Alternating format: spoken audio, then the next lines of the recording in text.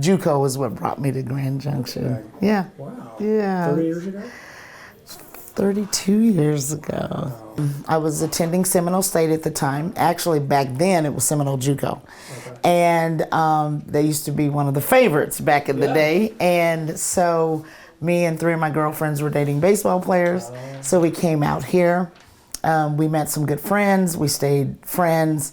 And one called me. There was an incident and we lost one of our friends in a car wreck. And she called me and she said, "I wish you were here." And I said, "Okay."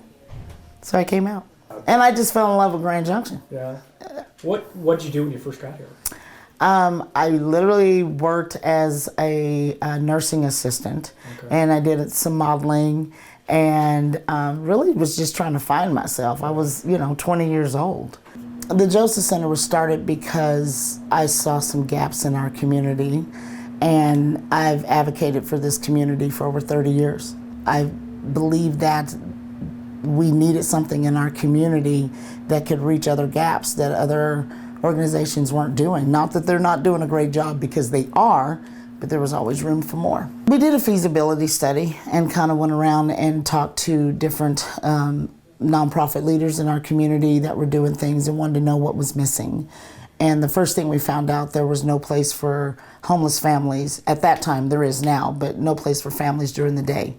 And so that's how we started, was with our day shelter for families who were homeless that had little guys. We have a financial assistance program.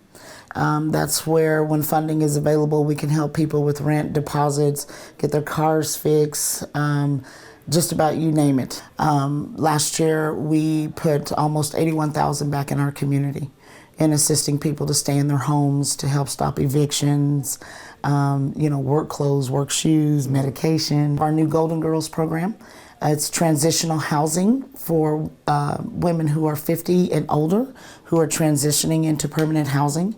You've been here for 32 years. As far as Black history makers in the Grand Valley, do you consider yourself one of them?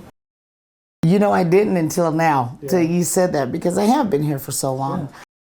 I think that it's important, the work that the Joseph Center is doing. I never looked at it as me being Black and doing it. You have one voice saying, because you're Black or because you're this, you're unable to, reach these goals. You're unable to reach, your dreams or your desires. I did it because it was something Mona wanted to do. And it wasn't easy, I wouldn't say that, but we continued, to plow through it. I would hope that I am being an example in the community. Our color shouldn't define what we can and what we cannot do. I know it sounds cliche, but I'm not just Black in February. I'm Black all year long.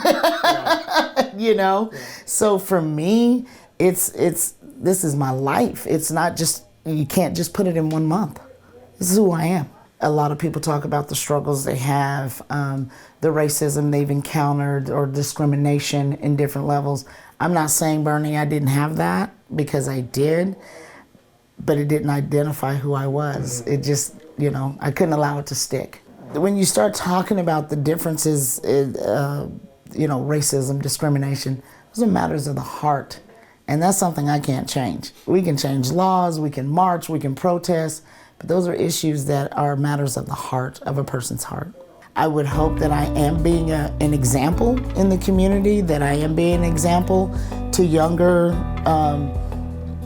generation of all races. Giving back into a community that I deeply care about.